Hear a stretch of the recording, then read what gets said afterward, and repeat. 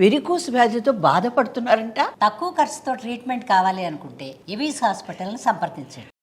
Welcome to Suman TV. మేము పాకిస్తాన్కు వెళ్ళాం, ఈయన్నే ఉంటాం, మేము ఈ దేశంలోనే బతుకుతాం, మేము దొంగతనంగా వచ్చినా లేకపోతే వీసా తీసుకొని వచ్చినా తిరిగి వెళ్ళమైతే వెళ్ళాం. అట్టారీ బార్డర్ దగ్గరికి వెళ్తే ఇటువంటి వాయిస్లు చాలా వినిపిస్తున్నాయి.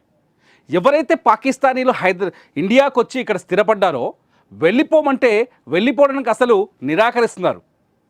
చాలామంది పాకిస్తానీలు దొంగతనంగా వచ్చారు, నేపాల్ మీదుగా వచ్చారు, బంగ్లాదేశ్ మీదుగా వచ్చారు, కొందరు వీసాతో వచ్చారు.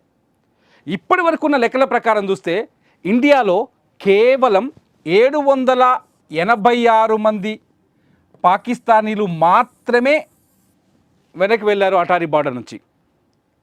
ఇండియాలో ఉన్న పాకిస్తానీలు కేవలం 786 మంది మాత్రమే వెళ్ళిపోయారు. అదే పాకిస్తాన్లో ఉన్న ఇండియన్స్ ఎంతమంది వచ్చారు తెలుసా? ఇప్పటికీ 1376 మంది వెనక్కి వచ్చారు. 1376 మంది ఇండియన్స్ పాకిస్తాన్ నుంచి ఎప్పుడైతే పాకిస్తాన్ ఇండియా మధ్య యుద్ధ వాతావరణం ఏర్పడిందో, ఉద్రిక్త పరిస్థితులు వచ్చాయో, ఎప్పుడైతే ఇండియా భారత్లో ఉన్న పాకిస్తానీలు ఏప్రిల్ 27వ తేదీలోపు వెళ్ళిపోవాలని చెప్పి ప్రకటించిందో, పాకిస్తాన్ కూడా సేమ్ డేట్లతో సేమ్ ప్రయోగం చేసింది.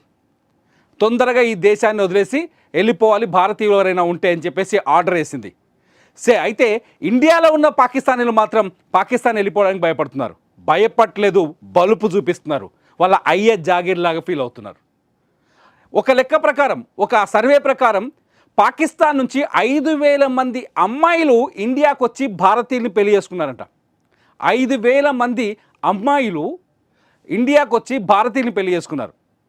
అంటే ఈ దేశంలో నిజంగా వాళ్ళందరినీ కొంత జాతీయవాదులు, కొందరైతే ఉగ్రవాదులుగానే అభివర్ణిస్తున్నారు. వాళ్ళంతా ఈ దేశంలో ఉంటూ పాకిస్తాన్కి మద్దతు ఇస్తున్నారని.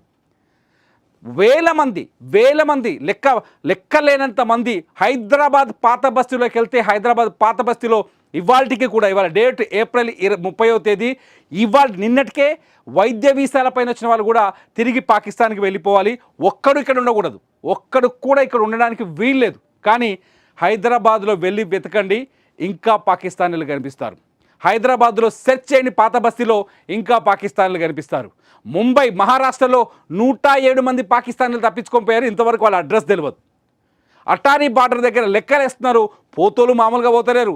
నేను ఈయనే పుట్టినా, ఈయనే చదువు, ఒకటి మాట్లాడుతున్నాడు ఇలా, నేను 2008లో ఇండియాకి వచ్చిన, ఈయనే 10th క్లాస్ చదువుకున్నా, ఈయనే ఉద్యోగం చేస్తున్నా, ఈయనే పెళ్లి చేసుకుంటా, ఈయనే బతుకుతారు అయ్యజాగిరట. మీ వాళ్ళేమో తుపాకులు తీసుకొచ్చి అమాయకులైన మా పర్యాటకుల్ని గాల్చి చంపేస్తారు. మా కశ్మీర్కి వచ్చి మా అమాయకులైన పర్యాటకులను చంపేసి రక్తపాతాన్ని సృష్టిస్తారు. వాళ్ళ మతాన్ని అడిగి కాలుస్తారు. వాళ్ళ ప్యాంట్లు ఇప్పి చూసి వాళ్ళ మీద తుపాకీ గురిపెట్టి కాలుస్తారు. వీడు మాత్రం పాకిస్తాన్కి వెళ్ళిపోడట, వీళ్ళు అయ్యే జాగిరని చెప్పేసి. ఇండియాకు వచ్చి ఇక్కడ ఇన్ఫర్మేషన్ని పాకిస్తాన్కి పంపించి, ఇక్కడ ఉగ్రవాదులు వస్తే వాళ్ళకు దొంగతనంగా సహకరించి, ఇక్కడ స్లీపర్ సెల్స్ని పెంచి, స్లీపర్ సెల్స్కి డబ్బులు ఇచ్చి, ఇక్కడున్న పోరగాళ్ళని ఉగ్రవాదంలోకి దించి, మతోన్మాదాన్ని రెచ్చగొట్టి భారతదేశంలో విధ్వంసానికి కారణమవుతున్న పాకిస్తానీలు ఇండియా వదిలి వెళ్ళిపోవడానికి మాత్రం అక్కడ మానవత్వం ఎక్కడ పోయింది? మానవతావాదం లేదు, మానవత్వంతో ఆలోచించారు. మీరు ఆలోచించారా మానవత్వంతో? మీ దేశం ఆలోచించిందా మానవత్వంతో? మీ దేశం ఆలోచిస్తుందా? మీకు మానవత్వం ఉండుంటే పహల్గామ్లో 26 మంది పర్యాటకుల్ని, అమాయకుల్ని, కనీసం తిరగబడలేని వ్యక్తుల్ని ఎలా చంపేస్తారు? మా తెలుగు వాళ్ళు ఇద్దరు, మురళీధర్ రావు అట్లాగే చంద్రమౌళితో కలిపి ఎంత దారుణంగా చంపేస్తారు. 28 ఏళ్ల కుర్రాన్ని దారుణంగా కాల్చి చంపేశారు పహల్గామ్లో. బోల్డంత భవిష్యత్తు ఉంది మీకు. మేము భవిష్యత్తు ఇవ్వాలి, చదువు ఇవ్వాలి, మా డబ్బులు మీ మీద ఖర్చు పెట్టాలి. రేషన్ కార్డు కూడా వస్తుందట వాడికి. ఒక లేడీ మాట్లాడుతోంది, ఇది ఎట్లా మానవత్వం అయితే చర్య అవుతుంది? ఆమె పాకిస్తాన్ నుంచి వచ్చి ఇండియాకు వచ్చి ఇక్కడ స్థిరపడాలనుకుందంట. ఇది మానవత్వం ఎట్లా ఇద్దని మాట్లాడుతుంది. మీకేడుంది మానవత్వం? పాకిస్తానీలు ఎవరైనా ఉంటే ఈ దేశాన్ని విడిచి వెంటనే వెళ్ళిపోవాలి. వెళ్ళిపోకపోతే 3 లక్షల ఫైను, 3 ఏళ్ల జైలు కాదు బిడ్డ, వెంటబడి కొడతారు ఇండియన్స్. ఎందుకంటే పరిస్థితులు అట్లున్నాయి. మీరు చేసిన తప్పులు మామూలుగా లేవు. మీ అయ్య జాగిరి కాదు ఈ భారతదేశం. ఈ ఇండియా శాంతి కాముకమైన దేశం, శాంతి కోసం బతికే దేశం, ప్రపంచ శాంతిని కోరుకునే దేశం, ప్రపంచమంతా సుభిక్షంగా ఉండాలని కోరుకునే దేశం. అందుకనే నిన్నటి వరకు పాకిస్తాన్కి కూడా సింధు జలాల్ని ఆదుకుంది భారతదేశం. సింధు జలాల్ని ఆపేస్తే ఏనాడో పాకిస్తాన్ ఎడారిగా మారిపోయేది, ఏనాడో పాకిస్తాన్ సర్వనాశనం అయిపోయేది.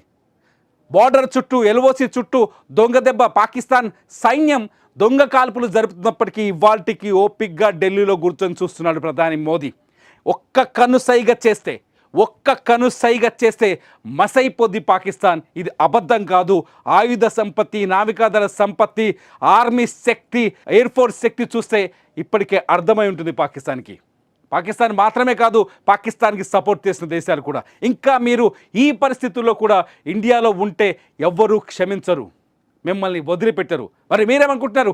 ఇండియాలో ఉన్న పాకిస్తానీలని ఎలా తరిమి కొట్టాలి, ఇండియాలో ఉండే పాకిస్తానీలని ఎలా ఈ దేశం నుంచి శాంతియుతంగా పంపించాలి, ఇండియాలో ఉండే పాకిస్తానీలని ఈ దేశం నుంచి వెళ్ళిపోయేటట్టు ఏం చేయాలి ఇంకా ప్రభుత్వాలు? మీరేమనుకుంటున్నారో ఈ వీడియో కింద కామెంట్ చేయండి. చూస్తూనే ఉండండి సుమన్ టీవీ.